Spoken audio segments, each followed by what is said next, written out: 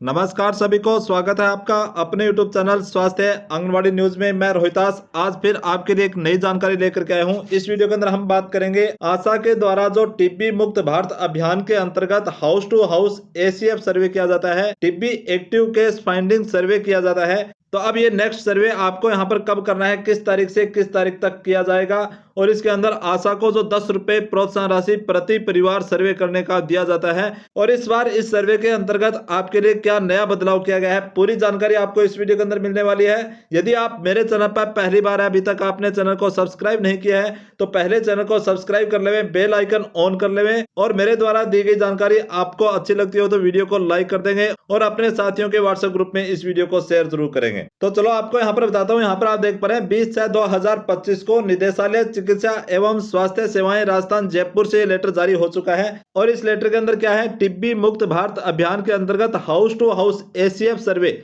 अब ACF सर्वे आप देखेंगे 25/6/2025 से और 11/7/2025 तक आयोजित करने बाबत, यानी 25/6/2025 से आपका यह सर्वे शुरू हो जाएगा और 11/7/2025 तक आपका यह सर्वे होने वाला है। इसके लिए आपको प्रति परिवार जो 10 रुपए प्रोत्साहन राशि दी जाती है, तो इस प्रोत्साहन राशि के लिए इस बार नया प्रावधान क्या किया गया है, इस लेटर के अंदर आपको आगे बताने वाला हूं। तो अब आप यहाँ पर देख पा रहे हैं उपरोक्त विषयांतर्गत लेख है कि राष्ट्रीय क्षय उन्मूलन कार्यक्रम के तहत राज्य के सभी जिलों में, यानी राज्य के सभी जिलों में टिब्बी मुक्त भारत अभियान के अंतर्गत house to house ACF survey, active case finding survey, जो आप ACF यहाँ पर देख पा रहे हैं, ACF का मतलब है एक्टिव केस फाइंडिंग। तो आप आशा डिजिटल हेल्थ ऐप पर करते हैं, एनम डिजिटल हेल्थ ऐप पर करती हैं, तो उसके बारे में आपको पूरी जानकारी इसके अंदर मिलने वाली है। अब आप देखिए, अभियान के अंतर्गत राज्य की सभी ग्राम पंचायतों और शहरी वार्डों में वनरेबल पॉपुलेशन का house to house survey active case finding किया जाना है। अब यहाँ पर एक शब्द आया है वनरेबल पॉपुलेशन। अब वनरेबल पॉपुलेशन क्या होती है, इसके बारे में आपको बताऊंगा आगे इसी लेटर के अंदर। यहाँ पर आप देख पा रहे हैं इंग्लिश में लिखा हुआ है vulnerability mapping will be as follows. Vulnerability mapping will be as follows is district instructed to ensure list of vulnerable population. यहाँ पर है कि प्रत्येक जिला पहले यह इंश्योर करे कि आपके क्षेत्र की वनरेबल पॉपुलेशन की लिस्ट बन चुकी है या नहीं बन चुकी है। अब ये लिस्ट किसकी बनानी है, यहाँ पर आप देखेंगे। अब आगे जो ये इंग्लिश में लिखा हुआ है, तो इन सब की आपको यहाँ पर एक लिस्ट बना करके हिंदी में बता रहा हूँ कि ये वनरेबल पॉपुलेशन क्या होती है, इसकी लिस्ट आपको किस प्रकार से बनानी है वो आप ध्यान से देख लेवें। जो मैं अभी आपको लिस्ट दिखाने वाला हूँ, इसकी आप स्क्रीनशॉट लेकर के रख लेवें, क्योंकि ये भविष्य के अंदर आपको काम आने वाली है। इस लिस्ट के अनुसार आपको इस बार सर्वे करना है। अब ये वनरेबल पॉपुलेशन के अंदर क्या क्या आएगा वो आप यहाँ पर इस लिस्ट के अंदर से देखेंगे। तो सबसे पहले आप यहाँ पर देखिए, जो वनरेबल पॉपुलेशन के अंदर आपको किन की लिस्ट तैयार करनी है, तो यहाँ पर लिखा है निम्नलिखित कमजोर जनसंख्या की सूची सुनिश्चित करें। वनरेबल पॉपुलेशन का मतलब कमजोर जनसंख्या, जो आप यहाँ पर देख पा रहे हैं। अब ये कमजोर जनसंख्या वनरेबल पॉपुलेशन के अंदर कौन कौन आएगा, इनका आप स्क्रीनशॉट ले लेवें या अपनी डायरी के अंदर इसको नोट कर लेवें। इस बार आप जब एक्टिव केस फाइंडिंग सर्वे घर घर सर्वे करने जाओगे, तो आपको इन व्यक्तियों की लिस्ट तैयार करनी होगी। अब ये व्यक्ति कौन कौन होंगे, देखिए यहाँ पर सबसे पहले यहाँ पर है PLHIV, यानी HIV से पीड़ित व्यक्ति जिनके एड्स है, HIV की दवाई चल रही है, एड्स हो रखा है, तो उन व्यक्तियों की आपको लिस्ट बनानी है। तो आपके गांव के अंदर HIV से पीड़ित व्यक्ति कितने हैं, उनकी आप लिस्ट बनाओगे। उसके बाद है मधुमेह है, डायबिटीज, जिनके शुगर है उनकी लिस्ट आपको तैयार करनी है। तो सर्वे के साथ साथ आपको अपने रजिस्टर के अंदर मधुमेह डायबिटीज वाले व्यक्तियों की भी लिस्ट आपको तैयार करनी है। और इसके अलावा 60 वर्ष से अधिक आयु वाले व्यक्ति, यानी 60 वर्ष से अधिक आयु के जितने भी व्यक्ति है उनकी लिस्ट आपको तैयार करनी होगी। उसके बाद आता है कुपोषित व्यक्ति जिनका BMI 18.5 से कम है, यानी 18.5 से कम जिसका BMI आता है, कुपोषित व्यक्ति है, उनकी सूची आपको तैयार करनी है। धूम्रपान करने वाले व्यक्तियों की सूची तैयार करनी है। शराब का सेवन करने वाले व्यक्ति हैं। अब आगे पूर्व में टीबी से ग्रसित रह चुके व्यक्ति, यानी जिनकी पहले टीबी की दवाई चल चुकी है, अब वो ठीक हो चुके हैं, तो उनकी लिस्ट आपको तैयार करनी है।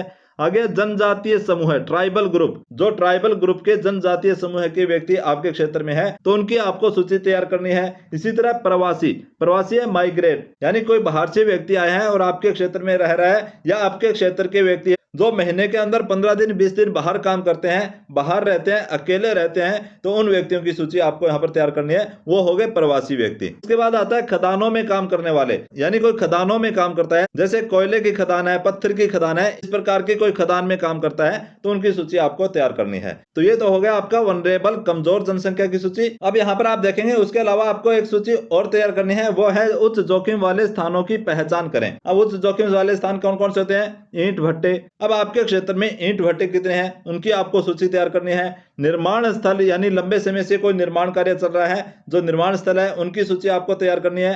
खनन क्षेत्र, जहां आपके क्षेत्र में कोई खनन का काम होता हो, कोयले का खनन हो रहा हो, पत्थर का खनन हो रहा हो, इस प्रकार के कोई खनन का काम आपके क्षेत्र में चल रहा है, तो उनकी सूची आपको तैयार करनी है। यदि आपके क्षेत्र में जेल है तो जेल की आपको वहां पर लिस्ट बनानी होगी। छात्रावास आपके क्षेत्र में कितने हैं, हॉस्टल कितने हैं, उनकी लिस्ट आपको तैयार करनी है। और ये लिस्ट तैयार करने के बाद आपको ईंट भट्टे, निर्माण स्थल, खनन क्षेत्र, जेल और छात्रावास में जाकर के वहां पर भी आपको एसीएफ सर्वे, एक्टिव केस फाइंडिंग सर्वे का काम करना होगा।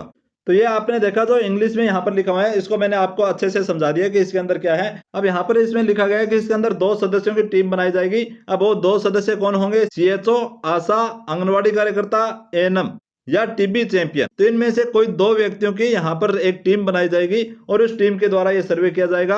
अब आशा के उपलब्ध नहीं होने पर, आगे लिखा हुआ है इसके अंदर देखेंगे, आशा के उपलब्ध नहीं होने पर तब इनको ये सर्वे देना है। यदि आशा वहां पर उपस्थित है तो यह सर्वे आशा को ही किया जाना है और आशा को इसके 10 रुपए प्रोत्साहन राशि भी दी जानी है। और यह सर्वे अभियान कब से कब होगा, ये मैंने आपको बता दिया, 25/6/2025 से 11/7/2025 तक। यानी पिछली बार भी बहुत सी आशा वर्कर ने यह कहा था कि सर डेट नजदीक आ चुकी है, टाइम कम है और कम समय के अंदर इतना सर्वे नहीं हो पाएगा, डेट बढ़ा दीजिए। तो पिछली बार कुछ दिन डेट बढ़ा भी दी गई थी, परंतु इस बार डेट नहीं बढ़ेगी। तो आप इसमें ध्यान रखेंगे 25/6 से 11/7, यानी आपको काफी समय दे दिया गया है इस बार। तो इस टाइम के अंदर आपको पूरा सर्वे करना है और प्रतिदिन कितने घर सर्वे करने हैं वो आगे आपको बताने वाला हूं। अब यहाँ पर आप देखेंगे house to house survey, active case finding survey के दौरान यदि किसी लाभार्थियों को टीबी के लक्षण पाए जाते हैं तो ऐसी स्थिति में उन लाभार्थियों की बलगम, छाती का एक्सरे तथा अन्य जांच करवाना सुनिश्चित करेंगे। यानी उनकी बलगम की जांच करवाएंगे और छाती का एक्सरा भी करवाया जाना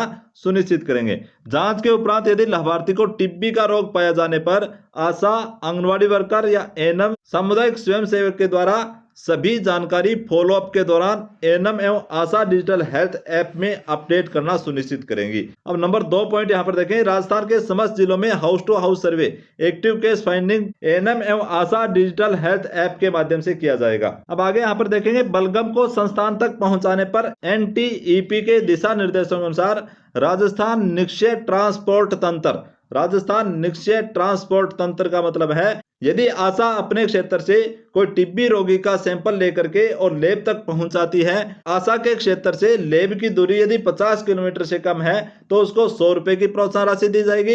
50 किलोमीटर से 100 किलोमीटर की दूरी है तो 150 रुपए प्रोत्साहन राशि दी जाएगी और 100 किलोमीटर से अधिक दूरी है तो वहां पर आशा को 200 रुपए प्रोत्साहन राशि इसके अंदर दी जाती है। वो किस लिए दी जाती है कि टीबी लक्षण वाले लाभार्थी से बलगम को एकत्रित करके, बलगम लेकर के और उसको लैब में आप पहुंचाते हैं तो उसके एवज के अंदर आपको यह राशि दी जाती है। अब नंबर 4 पॉइंट पर यहाँ पर देखेंगे, उक्त अभियान के तहत वनरेबल पॉपुलेशन में आशाओं को हाउस टू हाउस सर्वे हेतु राशि 10 रुपए मानदेय प्रति परिवार सर्वे आशा सॉफ्ट के माध्यम से एवं सामुदायिक स्वयंसेवक को, अब सामुदायिक स्वयंसेवक है आंगनवाड़ी वर्कर, टीबी चैंपियन जो है, को संचालन पोर्टल के माध्यम से देय होगा।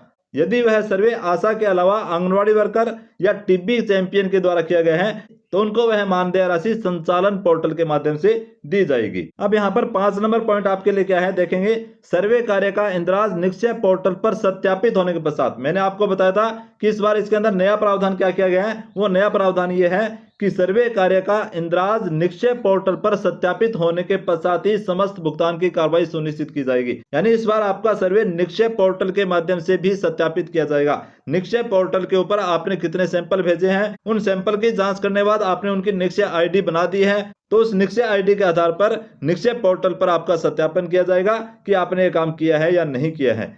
अब 9 नंबर पॉइंट यहाँ पर देखेंगे, एएनएम एवं ASHA digital health mobile app से संबंधित तकनीकी समस्याओं के लिए हेल्पलाइन नंबर आपको यहाँ पर दे रखे हैं, इस पर आप कॉल कर सकते हैं। ये 3 नंबर आपको दिए हुए हैं, तो इस पर आप संपर्क करके अपने आशा डिजिटल हेल्थ ऐप के अंदर जो समस्या आ रही है उनका समाधान करवा सकते हैं। इसके अलावा इस बार इसके अंदर और क्या परिवर्तन किया गया है, तो आपको यहाँ पर एक्टिव केस फाइंडिंग कैंपेन की डेली रिपोर्ट करनी होगी। तो इस फॉर्मेट के अंदर आपको क्या क्या रिपोर्ट करनी है वो आप समझ ले। तो सबसे पहले number of screen for symptoms, यानी आज आपने सर्वे किया और आज आपको टीबी लक्षण वाले लाभार्थी कितने मिले, तो जितने आपको मिले हैं वो आप यहाँ पर संख्या भर देंगे। इसके बाद दूसरा पॉइंट यहाँ पर देखिए, number of screen registered on Nikshay portal, यानी आपको जितने लक्षण वाले पेशेंट मिले हैं उनकी स्क्रीनिंग आपने निक्षय पोर्टल पर रजिस्टर्ड करवा दी है या नहीं करवा दी, तो वो संख्या आपको देनी है। मान लीजिए यहाँ पर आपने 5 पेशेंट दिए, तो इन 5 का आपको यहाँ पर निक्षय पोर्टल पर रजिस्ट्रेशन करवाना होगा। इसके बाद अगला पॉइंट आपका आता है total number of symptoms patient referred, यानी आपको जो टीबी लक्षण वाले जो पेशेंट मिले हैं उनमें से आपने रेफर कितने लोगों को किया।